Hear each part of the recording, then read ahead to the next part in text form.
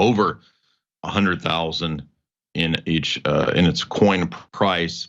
And I get asked all the time, how do I get into this? What is this? Explain this to me. I had tons of comments on my YouTube videos the other day as we analyzed an entire Michael Saylor lecture.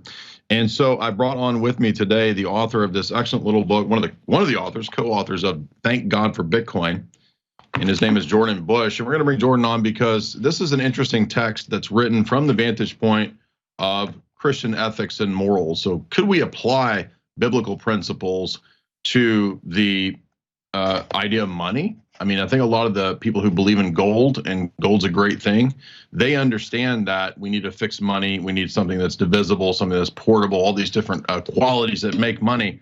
But I want to talk about Bitcoin. And so Jordan's with me today. He runs Thank God for Bitcoin, which is a conference, and looking forward to checking that out. But before we get into that, why don't you tell us a little bit about yourself, how you got into Bitcoin, and then how you got the idea to co-write this book?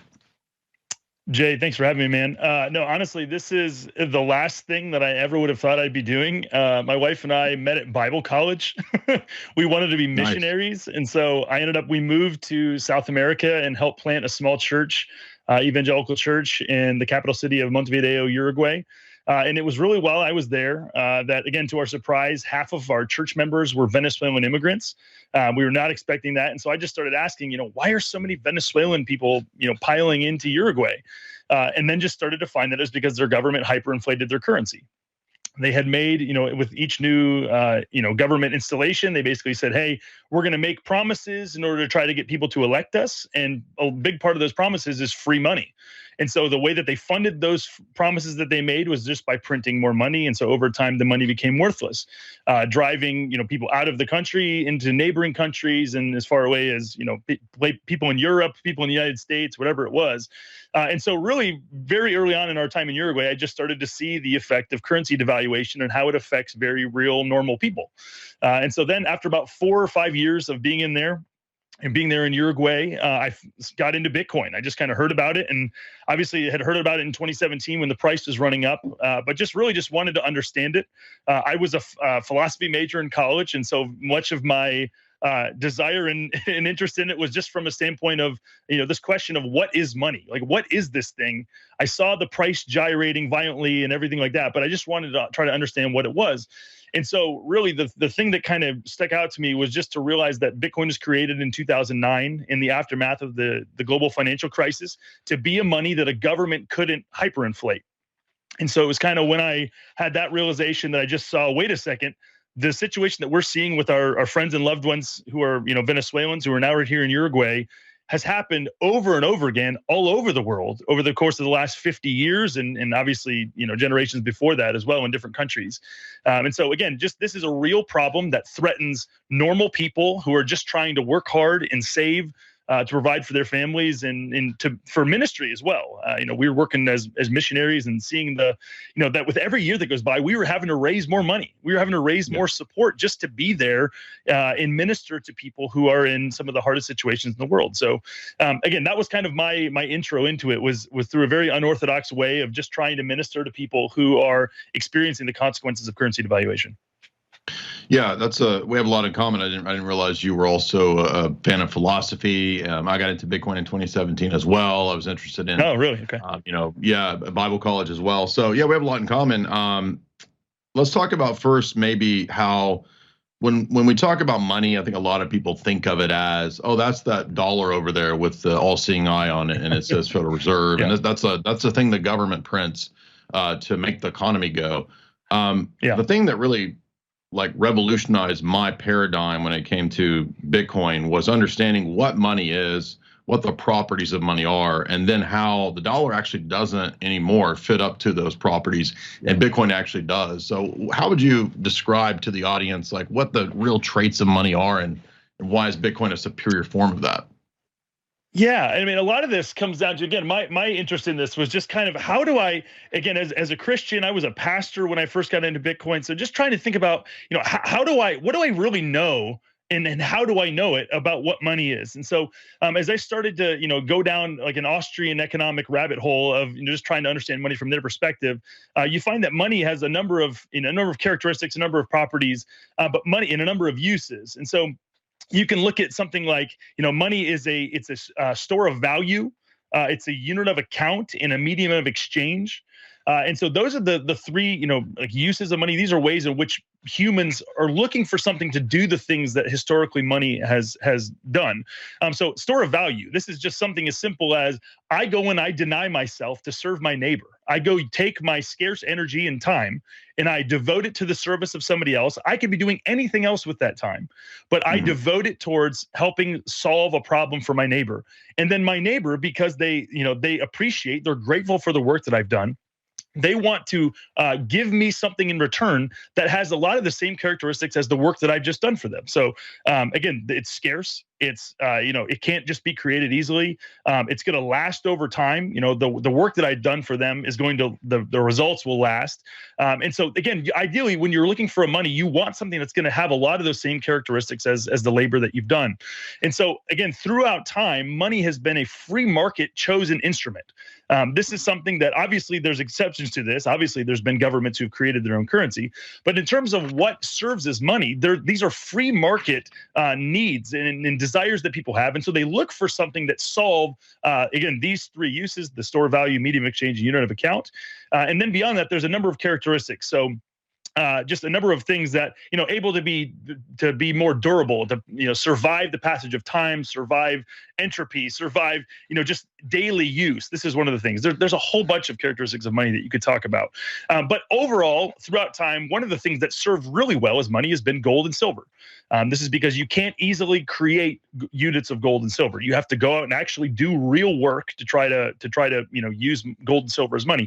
You have to take some instruments, some tools, go dig it up out of the ground. You have to pay people to do that.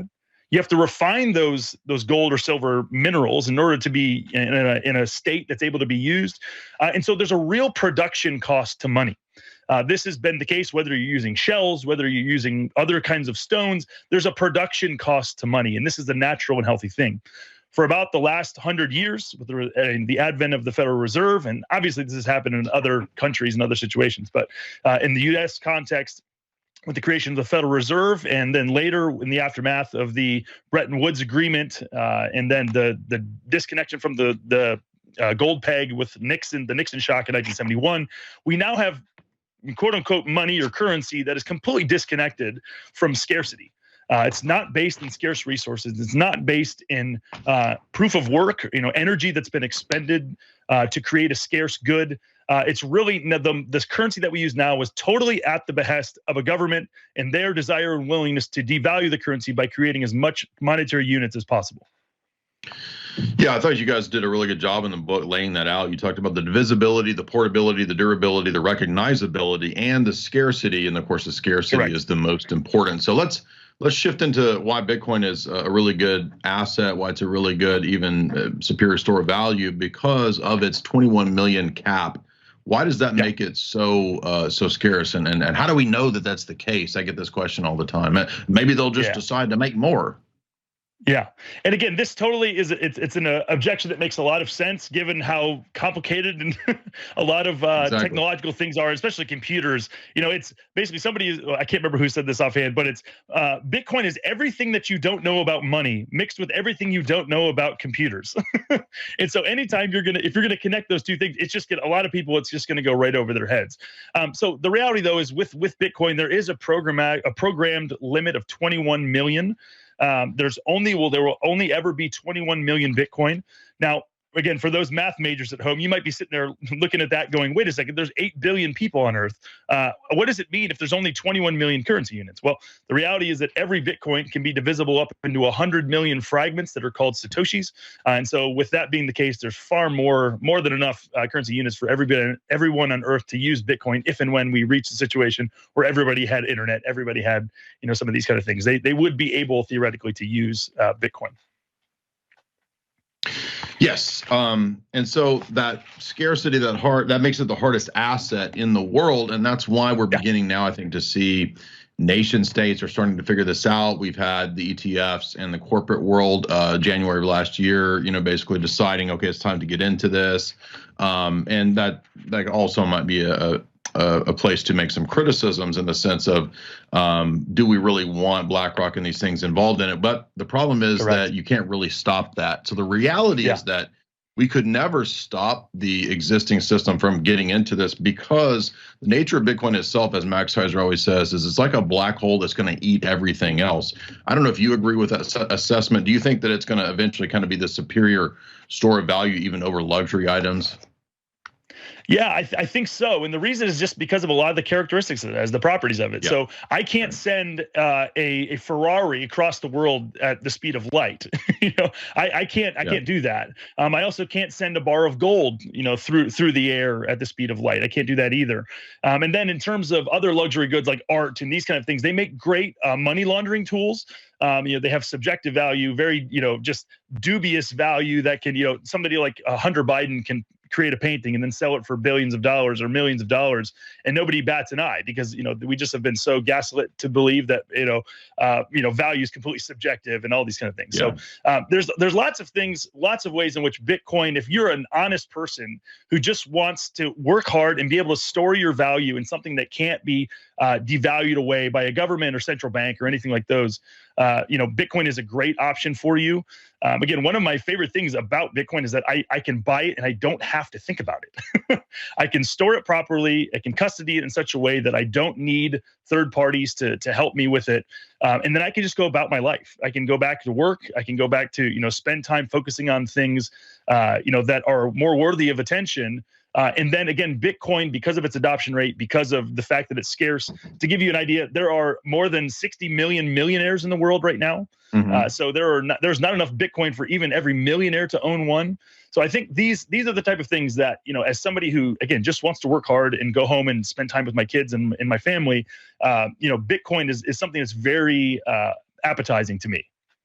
Absolutely. I remember Noah Yuval Harari when he was pushing a few months ago the idea of the return to central fiat bank currency models, and we need this CBDC, we need this trackable, traceable, controllable fiat model with the electronic banking system. He said, quote, well, I'm going to paraphrase it, but he said, we don't want the removal of third-party trust that Bitcoin promotes. We want you to trust these institutions, which have been scamming you forever and ever and ever, and all the the fiat currencies all go to zero. So I want to get your explanation when we come back from this break. We are talking to Jordan Bush, and we're talking about the removal of third-party risk of other people that we have to trust in terms of our ice cream or whatever. It was a dime, and now it's $10, $20, $30. Is everything just constantly, for no inexplicable reason, going up? Or is it that the value of the currency goes down through debasement, dilution, and inflation? And in the ancient medieval world, there was a very well-known practice of money dilution or counterfeiting, and you would have coins, for example, would be mixed with other metals and alloys to debase the amount of gold or silver in the coin, or you might have other forms of counterfeiting. And even in Isaiah 1, 21 and 22, you have kind of a rebuke of Israel, who had given into this practice through their silver becoming dross. Micah 6, 10 to 12 talks about wicked scales and deceptive measurements. You have a similar statement in Proverbs. So the way that we operate in terms of economics should be done in an ethical way. And we've never been in a point in history where there was a way to actually remove counterparty, third-party risk. But now we're at that point, and that's precisely one of the components that Bitcoin is designed to do. And we're talking with our guest, Jordan Bush, today. Why is it that we want to avoid these risks, Jordan? I mean, doesn't it seem like we want to have these authorities that can give us the money and tell us what things are money? Or should it rather be left up to not a central private bank telling us, how much currency is available or how much debt we can have, and basically destroying the currency? Yeah, again, it's just like outsourcing of authority everywhere. Like any time you give away authority, it comes with a cost. Anytime, if you're a parent and you outsource your authority by putting your kids in something, again, there's different situations why people have to do this, but if you put your kids in a public school, you're outsourcing your authority to their teachers, and so you're at the behest of those teachers and those, the government who's funding them, whatever. And so anytime you outsource authority, you put yourself at risk. You're only as safe as those people are trustworthy. And so the same thing is true of money. The same thing is true of currency throughout history. You have a situation where, again, where did government currencies come from? Well, initially you had the free market chose something like gold or silver, and then the government would come and they'd put their stamp on it to say that this is the amount of gold that it says that it is. It just basically was kind of a stamp of approval. It wasn't the government saying, we give this currency value. It was them saying, hey, we certify that it's this amount of gold, it's worth this much, and so forth. It was also a way to demonstrate, this is the currency that we accept and use here. It was an instrument of political authority. And so this is something where, if you look at the scriptures, it's also very interesting that in one of the most famous passages about money, you have, Jesus holds up a coin and he says, whose likeness and inscription is this? And then he proceeds to say, the coin held an image of Caesar. Interestingly, it held an image of Caesar on the front that said, Caesar, son of the divine Tiberius, or Tiberius, son of the divine Augustus. And then on the back, it said it was high priest, basically. So you have on this coin the image of a person who's the son of the divine and a high priest. And so Jesus holds this up and he says, render to Caesar what belongs to Caesar and render to God what belongs to God. And so this is one of these things where people, as being made in the image of God, we serve a very similar function that human money serves to governments. And so this is a big deal. What you believe about money will determine and affect every single thing else that money touches. And so if you have a money that's value only comes from the fact that a government declares it to have value, functionally, that is a theocratic system in which those government officials or central bankers are the gods of the system. So if they are the gods of the system, then they make the rules in the same way that in a world where, the real God rules, he makes the rules. And so, again, government authorities, as long as they've existed, have wanted to ward off and get away from the idea that they have put forth that they have limits that they're bound by. And so, again, scarce money reigns on the parades of governments all throughout history. And Bitcoin is no exception. One of the reasons that governments don't like Bitcoin is that it basically is scarce and they don't control it. And they don't like things that they can't control, whether they be people, points of view, or whatever it may be, even if it breaks down to money. Yeah, I mean, it reminds me of a famous person who's once said, give me the power to create the money, and I don't care who the elected officials are. Yeah. And, exactly. There's a couple things going on right now, which are good signs. We have Trump warming up to, the idea of a Bitcoin strategic reserve. Max Kaiser's talked about that for a long time, that inevitably there will be this sort of game theory playing out that the nation states will figure this out and start buying in. Yep. And that might be a double-edged sword, but it's ultimately it's unavoidable. But I want to ask you a question about what was we had a debate today on Twitter that was raging, and my point was that we talk a lot, especially Republicans and conservatives for many years have talked about cutting spending and cutting government waste, and certainly there is a lot of government waste. But in my view, this kind of misses the point that, yeah, there's government waste, but the real root of the problem is that there's a private central bank that has the ability to print and control the currency. They, basically buy up the bills, the treasury bills. They buy up debt, and so it's just sort of this circular debt-based system that is a long-term theft of the working class, and through taxation, there's theft there as well. So basically, getting rid of spending, getting rid of the IRS, getting rid of taxes and their Federal Reserve, all of that needs to go. But isn't the root of it the power, as that famous central banker said, to create the money? Yeah, again, if you make the money, you make the rules. If you set the cost of capital via the interest rate, then you make the rules. You can affect both the present and the future if you do that.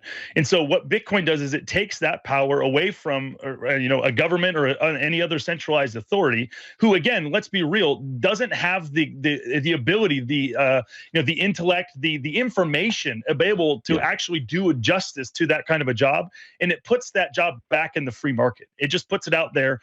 It sets an interest rate. It sets a supply issuance. It sets all these things and then forces individual actors and state actors to adapt to that reality in the same way that God has created things like gravity, and God has created a whole bunch of other things that, health principles, nutritional principles, things that govern reality. There is a reality that's there, and freedom is found in submitting ourselves to it once we find it. That same thing is true. Scarcity is a gift. It's not something to be resisted. And so, again, governments are going to wake up to this reality that they cannot change Bitcoin. They're going to have to adapt their behavior to adjust for the reality that Bitcoin exists in the world. We hear this term all the time. Bitcoin is objective. It's based on math. It's based on a protocol, and it's based on a global decentralized network. Is this true? And what does that mean?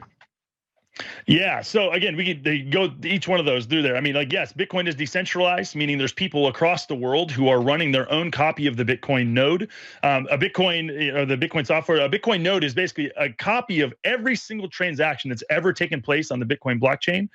You can run a copy of this, your own copy that doesn't force you to rely on anybody else's copy, with about 500 gigabytes of a hard drive. So you can go spend $50 on Amazon and get a hard drive that's big enough for you to run your own node that basically confirms and verifies each transaction that's taking place, coming to you, leaving from you. And so you're not forced to rely upon a third-party ledger that we're accustomed to seeing through things like a normal banking system. So Wells Fargo, right, has a copy, a ledger, a spreadsheet that keeps track of all their debits and credits. Their ledger, unfortunately, is not an open ledger. They will not open their books to you if you go and ask them.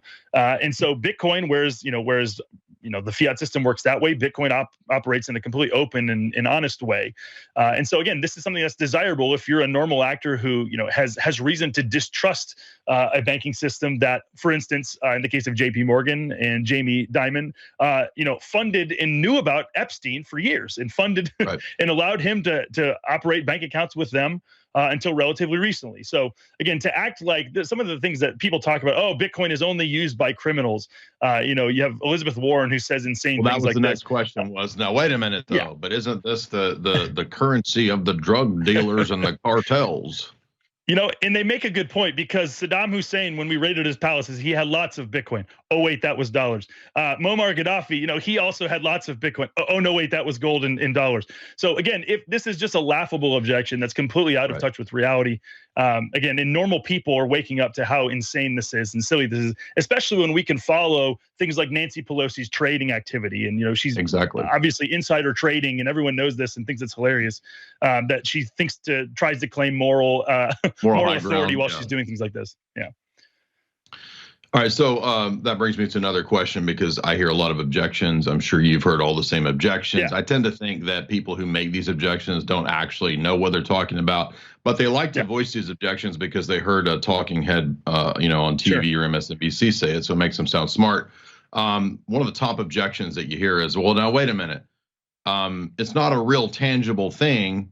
It's just, in the internet sphere. It's not anything physical, so it's not worth anything.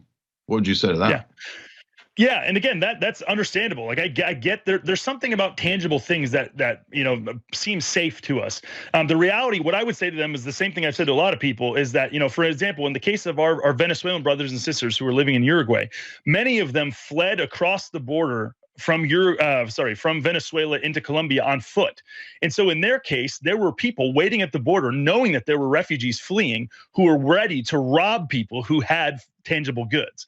And so in the case of them, in the case of millions of refugees all over the world, the tangible asset of something like gold or silver or dollars even is actually a negative. It's actually something that is not desirable, because it puts their valuable resources at risk. So something like Bitcoin that allows you to memorize a 12-word seed phrase and cross any border in the world, get to where you're going, plug it into an app, and you could have theoretically billions of dollars at your disposal, is very valuable in a world where there is a decreasing amount of trust between governments and their citizens, central banks and their citizens, even people who have nothing to hide. Yeah, I always tell people too, a lot of older, if you're, say, a baby boomer, that thinks this sounds kind of crazy or whatever. I mean, baby boomers are already, for the most part, doing banking on their phone with their banking app. So they're already in the e-sphere. they're not using the physicality on a day-to-day basis like they used to. Yeah. So, what would you say to somebody maybe with that kind of a mindset who thinks, well, why would I trust all this internet stuff though? Maybe the CIA created Bitcoin or the NSA. I mean, there's a conspiracy theory that the NSA did this, and it's all a big scam to get us away from, physicality and into this e-system. Yeah, I mean, philosophically speaking, there's something called the genetic fallacy that that just because something originated from someone or someplace that it's that somehow stains it. The reality is, what matters is how does Bitcoin work? And if we knew the CIA, if we knew conclusively the CIA had created Bitcoin, that fundamentally wouldn't change anything about how Bitcoin actually works. And so you can actually verify for yourself. You can verify how Bitcoin works. You can verify all of these things that we've been talking about: the supply cap, what keeps Bitcoin secure against nation states like China, who've tried to ban it 7 times over the last 15 years. Again, at least openly, China is willing to do a lot more, draconian things than the United States government is. And so if they can't crack Bitcoin and they have incentive to, because Bitcoin, gets outside of their capital controls, these are things where, again, we have examples for 15 years. We have 15 years of evidence that Bitcoin is what it says it is. It works the way that it says it does. And there's incentives for people to attack it. There's tons of incentives, both political, monetary, you can name a whole bunch for people to be able to attack Bitcoin. None of them have been able to. And there's, again, good reason for it. Okay, well then there you go. That's the next objection. We get a new administration. They end up being Fabian socialist or outright communist. They decide that this is some scheme, and the government bans Bitcoin. How are you going to stop that? You can't stop the government from banning Bitcoin. Yeah, it's a great question. Well, again, China's banned it 7 times in the last 15 years. So again, I know we're not always the greatest math, advocates, or we're not all of us are great at math, but you can look at that and you can be like, wait, why have they had to ban it, 7 times? Wouldn't once be good enough? And the reality is they keep having to renege on that ban because they can't enforce it. And so this is something similar. Another example of this, I actually prayed for a situation like this to happen, and the Lord loves us and wants us to be happy. So he answered my prayer one time, which was, it would be great if there's a situation where a government cut off citizens from their bank accounts to demonstrate and distinguish Bitcoin and what you can do with it from the existing fiat monetary system. And so then we had the Canadian trucker protest. Canadian trucker. Where these guys were all declared enemies of the state, cut off from their bank accounts because they didn't, they objected to, getting a shot in the arm that, was untested and all kinds of other things. So a lot of these guys, I had the privilege to interview the spokesperson for the Canadian truckers named BJ Dichter. And he talked about the fact that he's like, a lot of us weren't, radical Bitcoin advocates or anything.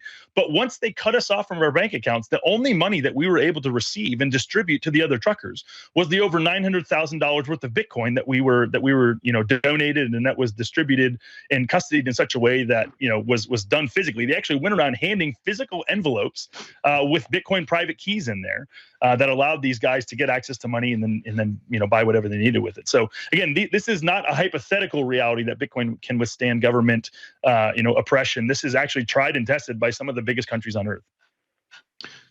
Well, what if Bitcoin is a way to on-ramp us to digital currency, and then the government comes in and says, get over here on the CBDC now that we've lured you in through Bitcoin? This is a new objection I'm hearing all the time. What would you say to that? Yeah. So again, I think there's a lot of truth in that. Like there's a lot of incentives for government to move towards things like central bank digital currencies, where they can put a shot clock on your money effectively. They can basically, like that happened with the COVID checks when they gave everybody, the airdrop money to everyone. They could say with the central bank digital currency, hey, we're going to give you this money, but you have to spend it on these things within 30 days or it disappears. And they could say, hey, that crazy guy, Alex Jones, you can't donate to Alex with this money. You can't give to this church or to this nonprofit. We don't like them. We don't like the fact that they're standing up to us as a government. And so again, these are all things that a central bank digital currency would allow you to do. Again, functionally, the reality is that everyone is using digital currencies right now. The dollar is a digital currency. It's just not a decentralized digital currency. And so, functionally, again, there's some things that a CBDC would allow you to do that the existing, SWIFT system won't allow you to do.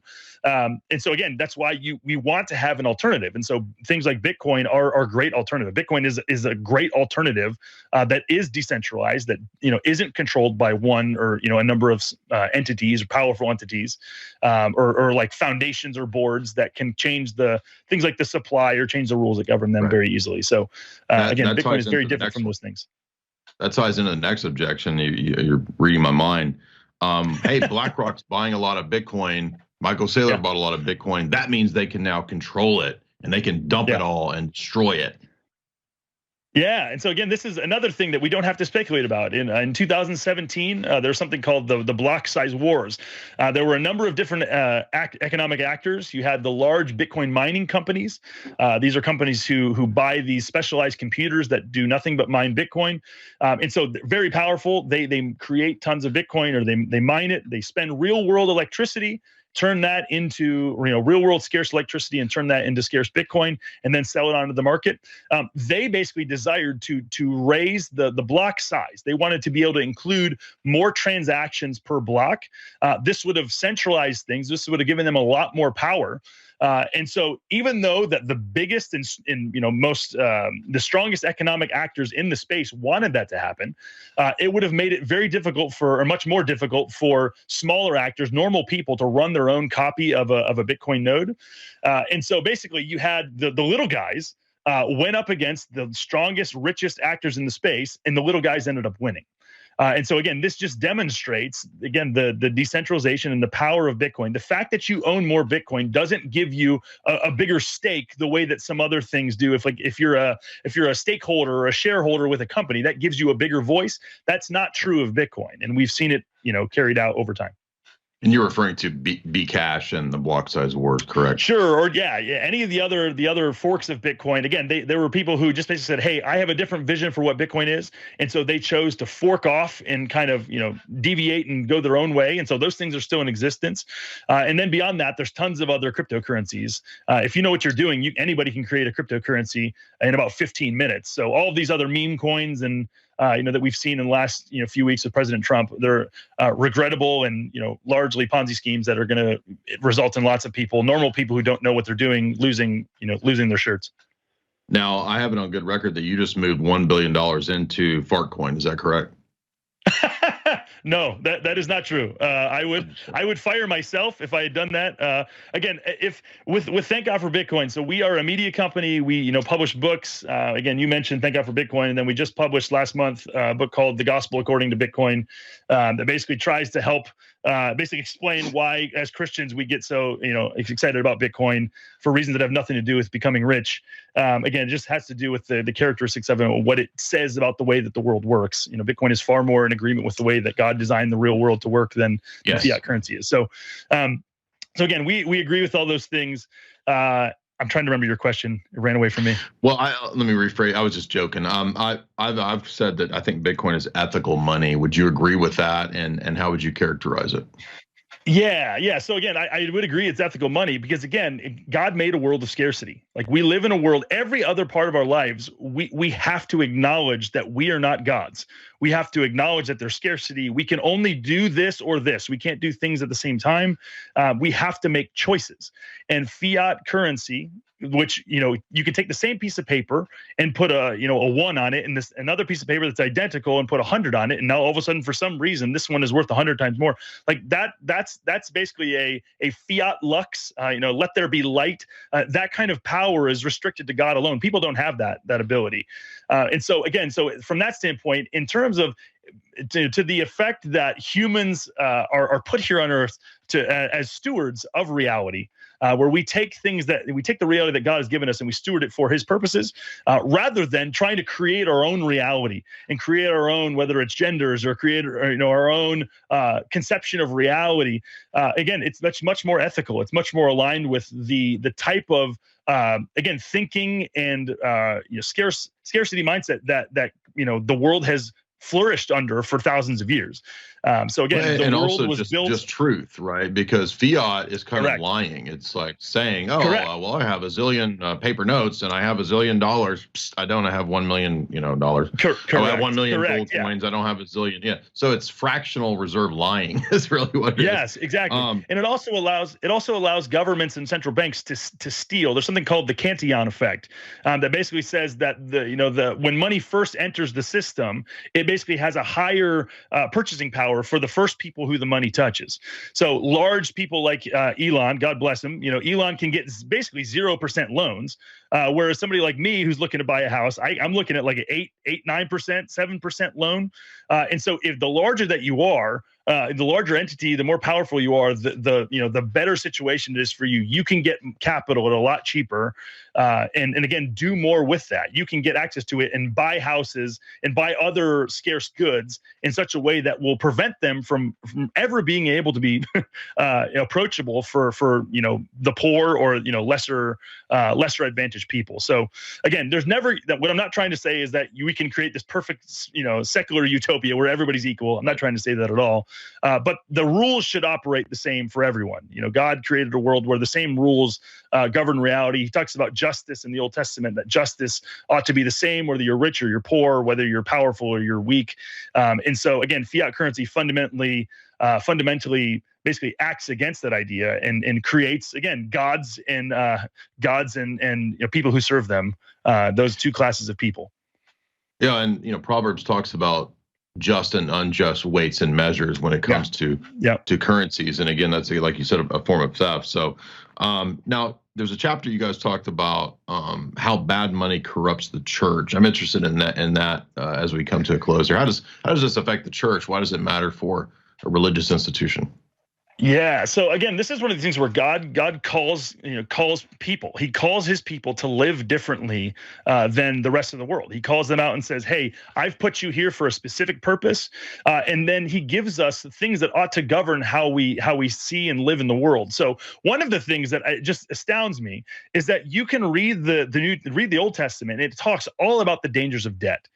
It will everywhere talk about how dangerous, the borrower was a slave to the lender. Again, it's not an outright prohibition because there's situations that people find them in where they need to, put themselves in slavery to provide for their families, all this kind of stuff. But then also when you get into the New Testament, you find, the Apostle Paul saying things like, "Owe no man anything." He says, "Owe no man anything." And yet when if we live in a fiat currency world, basically money is debt. Like the money that we use is debt. It's created, it's issued as new debt that then gets paid back over time. And so basically it begins to subsidize that type of world. You basically, that world, if you're a person, I appreciate it, Jordan. We have to go, but the book is Thank God for Bitcoin, and it's you can follow Jordan over on Twitter. Thank you so much.